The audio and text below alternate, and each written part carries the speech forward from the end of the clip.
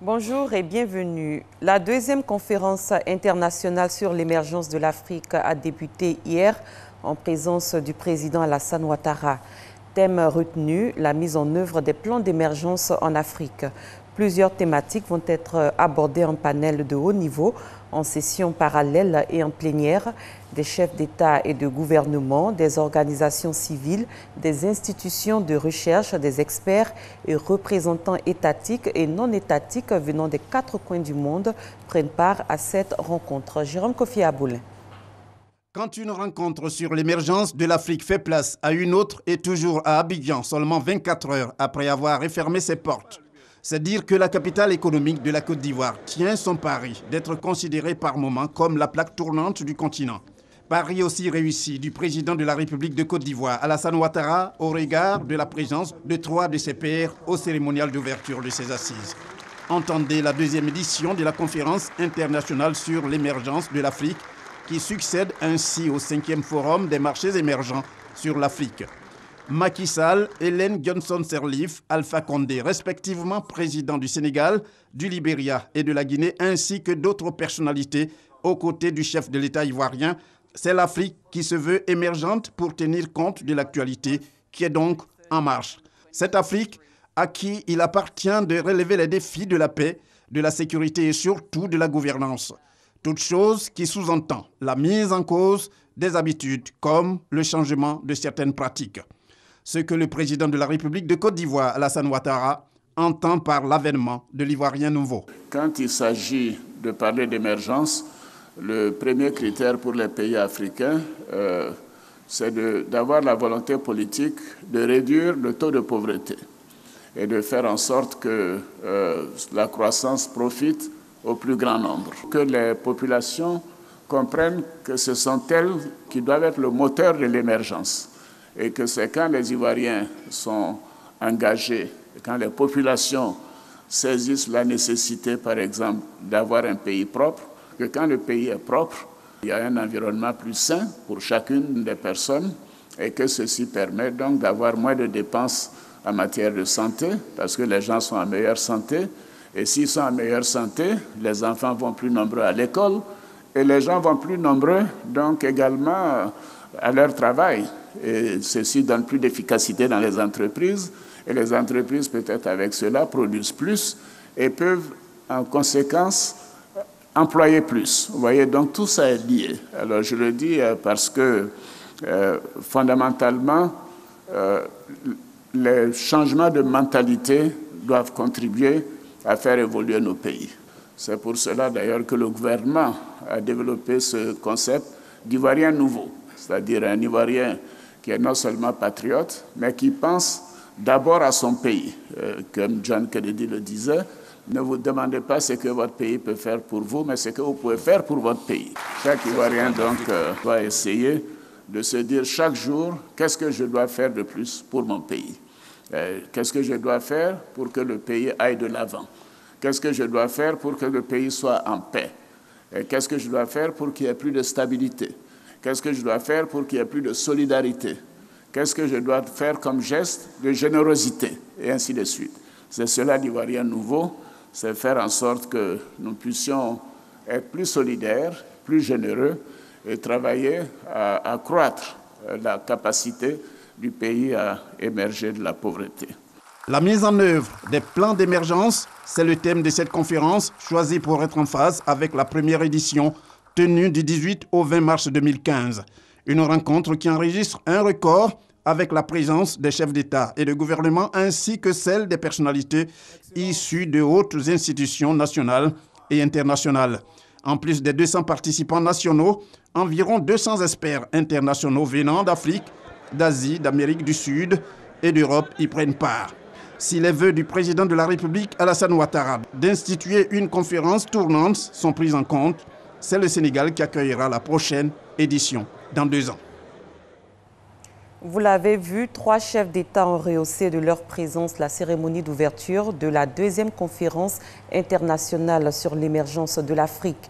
Il s'agit de la présidente du Libéria, Ellen Johnson Sirleaf, du président de la Guinée, Alpha Condé, et du président du Sénégal, Macky Sall.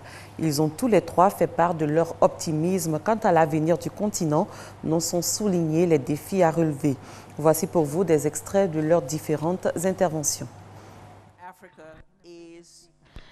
Soyons clairs, l'Afrique est en mouvement. L'avenir de l'Afrique est certain parce que les Africains ont décidé de prendre en main leur propre avenir.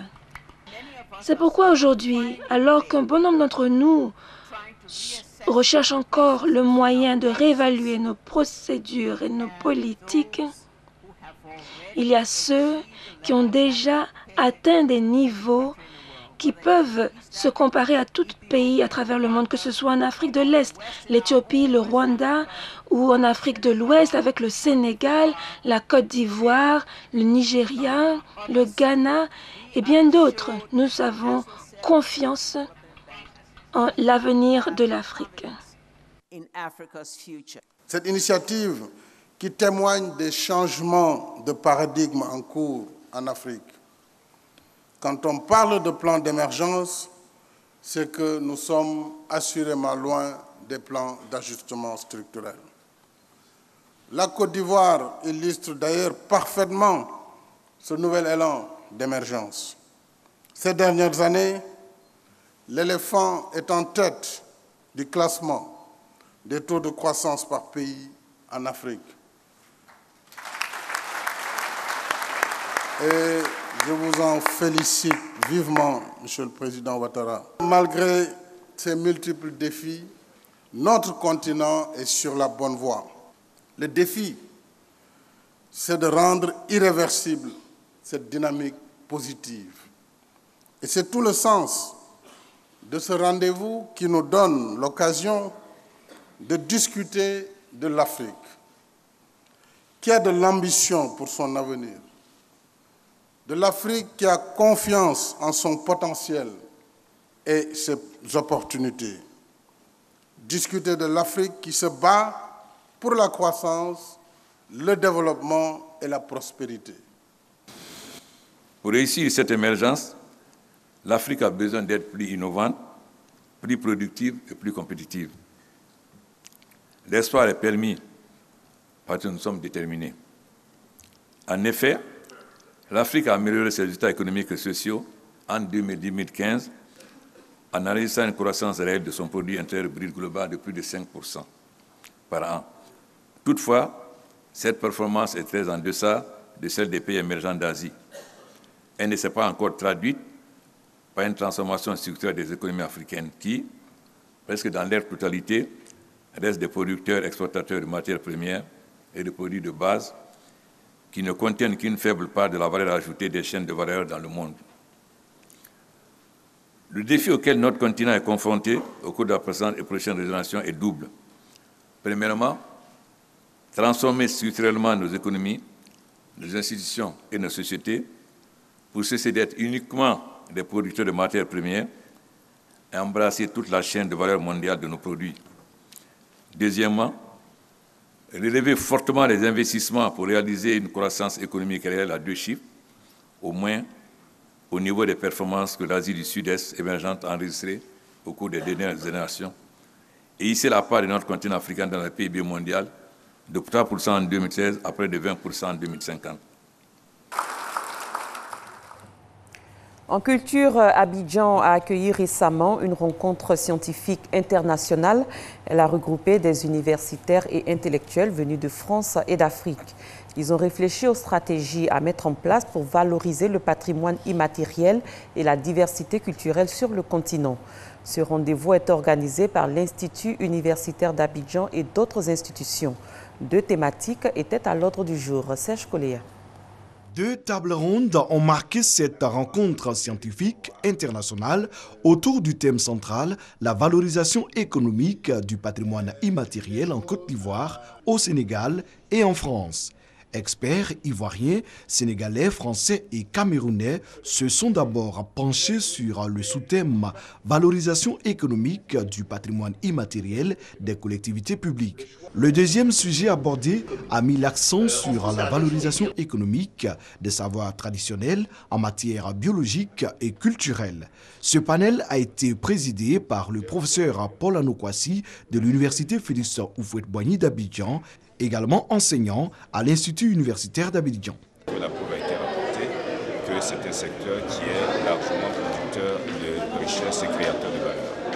Donc il est important de faire en sorte que ce patrimoine immatériel soit traité avec la diligence et l'importance. De l'avis des panélistes, l'Afrique doit créer des richesses à partir de son patrimoine immatériel. C'est pourquoi il est important de mutualiser les compétences. Nous avons montré dans notre communication que le patrimoine immatériel, articulé entre tous les éléments, peut s'intégrer dans un tourisme économique, dans un tourisme culturel de grand intérêt. Au nom du gouvernement, la ministre de l'Enseignement supérieur et de la Recherche scientifique a encouragé les initiateurs de ce cadre de réflexion. Un cadre qui s'inscrit dans la vision du chef de l'État, a-t-elle indiqué. La ministre a également souligné que la recherche scientifique et technologique constitue la voie royale pour résoudre les problèmes socio-économiques et culturels en Côte d'Ivoire. À l'étranger, l'épouse du candidat de la droite à la présidentielle française François Fillon a été mise en examen pour complicité et recel de détournement de fonds publics, complicité et recel d'abus de biens sociaux et recel d'escroquerie aggravée. Il s'agit de la troisième mise en examen dans cette enquête après celle de François Fillon et de son ancien suppléant à l'Assemblée, Marc Joulot. C'est la fin de cette édition. Merci de l'avoir suivi. Très bon début de journée à tous et à toutes.